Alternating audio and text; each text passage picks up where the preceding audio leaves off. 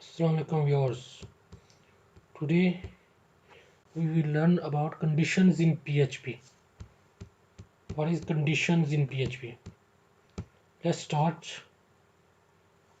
हर language में conditions के साथ काम होता है. PHP में बहुत ज़्यादा काम कंडीशंस के साथ होता है. कंडीशनल स्टेटमेंट्स होती हैं. अगर ये चीज़ ट्रू है तो इसको एग्जीक्यूट कराया जाए, अगर ऐसा नहीं तो इसको एग्जीक्यूट कराया जाए. अगर ऐसा है तो कंडीशन लगा दी जाती है, अगर इस तरह की सिचुएशन है तो इस चीज़ को एग्जीक्यूट कराया जाए. इसको कहते हैं कंडीशनल स्टेटमेंट्स. कंडीशंस इन PHP बहुत ज़्यादा इनका इस्तेमाल है. इसके लिए जो लफ्ज़ इस्तेमाल होते हैं वो होते हैं इफ़, एल्स इफ़ और else. For example let's see, आज छोटा सा मुख्तर सा टॉपिक तो बहुत बड़ा है, मुख्तर सा एग्जाम्पल लेकर, छोटी सी एग्जाम्पल लेकर हाजिर हुआ. हम एक वेरिएबल कहते हैं मार्क्स 30. एक वेरिएबल डिक्लेयर किया मैंने, मार्क्स किसी भी पेपर के या किसी भी सब्जेक्ट के मार्क्स हैं, मैंने वो दे दिए थे 30 स्टूडेंट्स ने अचीव किए. अब कंडीशन लगाई कि अगर मार्क्स आपके 80 से ज़्यादा है तो इको द ग्रेड इज ए. अगर मार्क्स 80 से जहाँ तक if marks is greater then, ये साइन होता है जी ये वाला ग्रेटर दैन के लिए. किसके लिए? Greater than. If marks is greater then 80. आगे मैंने एक और साइन लगा दिया, ये वाला इक्वल साइन. इक्वल का मतलब is greater than or equal to 80, यानी कि इसमें 80 भी इंक्लूडेड हो जाता है और 81, 80 से ऊपर भी जितना भी 100 तक जाते हैं वो भी. अगर मैं अकेला ग्रेटर दैन लगाता तो इसने 80 को इंक्लूड नहीं करना था. इसकी स्टार्टिंग होनी थी इस कंडीशन की 81 से. अगर मार्क्स 81 से 81 या 82, 83 ऐसे 100 तक जाते हैं, इस मार्क्स इज़ ग्रेटर दैन 80. अब अगर किसी के पेपर में 80 भी आ जाते तो मैं उसको भी शामिल करना चाहता हूँ, इसके लिए इज इक्वल टू लगा दूंगा. तो ये इफ़, इसके कंडीशन के लिए ये इफ़ कीवर्ड इस्तेमाल होता है PHP में और बहुत सी लैंग्वेजेस में. इफ़ लगा के आपने ये ब्रैकेट्स लगा देनी है, छोटी ब्रैकेट्स, स्मॉल ब्रैकेट्स. इसके अंदर आपने कंडीशन लिखी देनी. मैंने क्या कंडीशन लिखी? If variable marks is greater than equal to 80. अब करली ब्रेसिस में मैं जो कुछ प्रिंट करवाना चाहता हूँ वो होगा, तो मैंने करली ब्रेसिस लगाई और कंडीशन, इस कंडीशन के मुताबिक मुझे क्या प्रिंट करा दो, echo the grade is a. Right. अब देखिए मार्क्स हमें 30 है तो ये कंडीशन हमारी ट्रू नहीं होगी और ये प्रिंट नहीं होगा. अब आगे मैंने एल्स इफ दूसरी कंडीशन लगा दी है, if marks is less than 80, less than 80 and marks is greater than is equal to 70. ये लेस देन के लिए, ये लेस देन के लिए, ये देखिए ये ग्रेटर देन के लिए एंड ये इसको उल्टे है, ये लेस देन के लिए. ये marks variable marks is smaller than 80. अब एंड दो बार ये एंड लिखेंगे, इसका मतलब है और and marks greater than equal to 70. अब इसमें 71, 72, 73, 74, 75, 76, 77, 78, 79 और 79 तक जो भी है ना काउंटिंग आ गई 71 से लेके, वो इस कंडीशन में बताई जा रही है. यानी कि less than 80 and greater than equal to 70. 70 भी है तो 70 से स्टार्ट होगी, 70, 71, 79 तक. इस कंडीशन का ये मतलब है. अगर इतने मार्क्स हैं तो equal the grade is B, grade B है. अगर मार्क्स 30 है तो ये भी ट्रू नहीं होगी. एल्स इसके अलावा जो कुछ भी है 80 से ग्रेटर नहीं है मार्क्स और 70 और 80 के दरमियान नहीं है, तो इसके बाद the grade is other than equal हो एल्स. इसके अलावा अगर ये दोनों कंडीशन ट्रू नहीं, इसके अलावा the grade is other than A and B. अब देखते हैं इस प्रोग्राम में हम मुख्तलिफ मार्क्स देते हैं ताकि आपको समझ आ जाए क्या हो रहा है. तो अब आपको बता दिया गया है, तो इसको एग्जीक्यूट कराते हैं. इसको मैंने सेव किया है माई फोर्थ प्रा के नाम से, ई वहाँ पे अपने जहाँ पे वैम पड़ा उसमें सेव करा दिया. और मैंने इसको रन किया वेब सर्वर को, इसको ग्रीन किया स्टार्ट आर सर्विस से. ग्रीन करने के बाद मैंने अपनी आउटपुट ली. तो मैंने इसके लिए लिखा my local host LOCALHOST program का नाम लिखा माई फोर्थ प्राग, जो भी मैंने रखा था .php रखा था. यहाँ पर सिर्फ माई फोर्थ प्राग तक लिखना है, .php लिखने की ज़रूरत नहीं है. इसको मैंने एग्जीक्यूट करवाया तो इसने रिजल्ट दिया the grade is other than A and B. Because reason is that, इसने ये लाइन प्रिंट करवाई the grade is other than A and B because मैंने मार्क्स 30 रखे थे. अब मैं इन्हीं मार्क्स को कर देता हूँ 70. अब देखते हैं, अब 70 के लास्ट से ये कंडीशन ट्रू होनी चाहिए द ग्रेड इज़ बी. मैं कंट्रोल एस से सेव करता हूँ और जाके इसको रिफ्रेश करता हूँ और दोबारा रन करवाता हूँ. ये देखिए जिसने प्रिंट करा दिया the grade is B. Right. ये कंडीशनल काम हो रहा है. सारा कंडीशन ये तीन इको स्टेट्स में the grade is A, the grade is B, the grade is other than A and B. इनमें कौन सी प्रिंट होगी? कंडीशंस के साथ, जो भी कंडीशन हम वेरिएबल को देंगे, जो भी कंडीशन लगाएंगे उसके साथ। उम्मीद है आपको समझ आ गई होगी।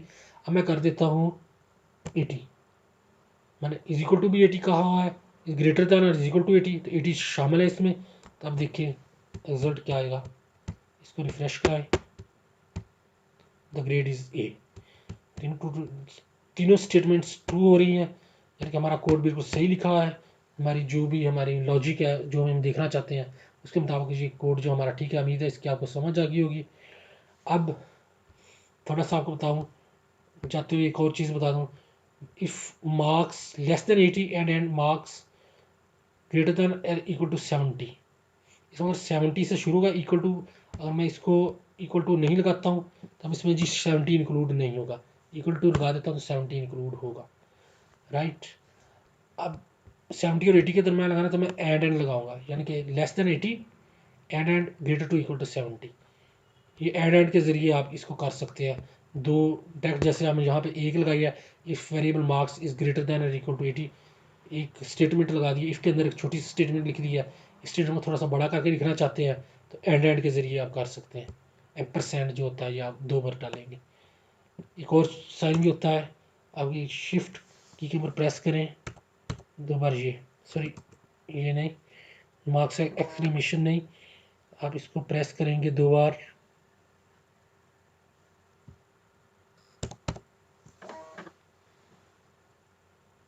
इसी साइन को प्रेस करेंगे सॉरी, तो इसके ज़रिए क्या प्रिंट होगा, ये इस बात को लेगा कि if variable marks is less than 80, अगर मार्क्स 80 से कम है या मार्क्स बड़े हैं बराबर है 70, तो अब इसमें या का लफ्ज़ इस्तेमाल कर गया है। अब 70 से काउंट होकर 80 79 तक नहीं जाएगा। इस स्टेटमेंट का मतलब है 80 से कम भी हो जा सकते हैं और या इज इक्वल टू 70 से बड़े हों, 70 से बड़े और 80 से कम, कंडीशन ट्रू नहीं होगी। 80 से कम भी हो जाए, कितने भी कम हो जाए, 60 हो जाए, फिर भी ये द ग्रेड इज बी जो है ना वो ट्रू हो जाएगी। वीज़ा आपको समझ आ गई होगी। ज़रूरी नहीं कि 70 से ग्रेटर दैन ही होने चाहिए।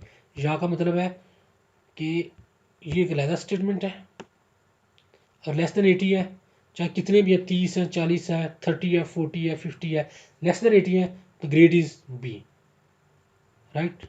अगर आपने उसको कहना है कि 70 से लेकर 80 के दरमियान काउंट करो, फिर आपने एंड लगाना है। या का मतलब है या is greater than equal to 70, 70 से बड़े हैं जो 70 से इक्वल है, तो प्रिंट हो द ग्रेड इज बी। तो अब क्या किया जाएगा, ये देखिए मैंने मार्क्स 80 लिखे हुए हैं, अब इनको मैं कर देता हूँ 30। अब प्रोग्राम क्या करेगा, जहाँ से मार्क्स 30 डालेगा उसको देखेगा मार्क्स इज इक्वल टू और ग्रेटर देन 80 है, ग्रेड इज ये प्रिंट हो जाएगा, नहीं है फिर इस लाइन पे आ जाएगा। एस इफ देखेगा मार्क्स लेस देन 80 है या मार्क्स बड़े हैं बराबर है 70। अब या का मतलब ये है, इसका मतलब है आर या, तो क्या देखेगा मार्क्स जो है आपके लेस देन 80 से हैं तो वो देखेगा 30 है, और या की तरफ से इस कंडीशन स्टेटमेंट के ऊपर नहीं जाएगा और यहाँ से इसको ट्रू कर देगा और प्रिंट हो जाएगा ग्रेड इज बी। इसका या का मतलब है कि इसको रीड करे या ना करे। अगर आपने ये 70 और 80 के दरम्यान इसको और इसका दोनों को इस यूज़ में लाना है तो आपको एंड लगाना पड़ेगा। अब देखिए वो इस कोड पे आएगा तो ग्रेड इज बी प्रिंट हो जाएगा, इस पे नहीं जाएगा। तो इसको देखते हैं,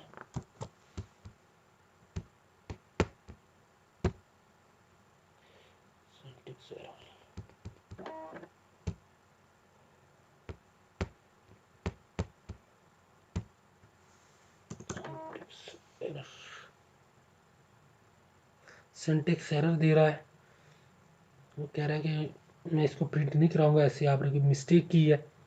देखते हैं हमारी लॉजिक कहाँ पे फेल हो गई है जी। यहाँ पे ये लगाना था, ये जो आपकी इंटर की के ऊपर होता है ना साइन बैक स्लैश के साथ, उसने लगना था, मार्क्स एक्सक्लेमेशन नहीं लगना था, ये कह रहा है। इनको लगाएं, देखें क्या करता है। The grade is B, right, उसने प्रिंट करवा दिया। अब देखें इसमें एक और चीज़ भी हमें आगे की एरर क्या चीज़ होती है, मिसाल के तौर पर मैं ऐसे लगा देता हूँ मार्क ऑफ एक्सक्लेमेशन जिसको कहते हैं, तो ये एक हमारा एरर है, उसको भी ब्राउज़र प्रिंट करवाता है। तो हमने ब्राउज़ कराया तो उसने कह दिया पार्स एरर, सेंटिक्स एरर, अनएक्सपेक्टेड, ये लाना शुरू कर दीजिए जो आपने अनएक्सपेक्टेड लगाया है, और लाइन भी बताएगा ऑनलाइन 5, अगर देखेंगे 1 2 3 4 5, कहते हैं कि आपने अनएक्सपेक्टेड लगाया, मैं इसको नहीं रिकग्नाइज करूँगा, इसको चेंज करें, इसका सही सेंटेक्स है उसको इस्तेमाल करें। तो मैंने सही सेंटेक्स इस्तेमाल कर दिया, तो प्रोग्राम हमारा सक्सेसफुली रन हो गया।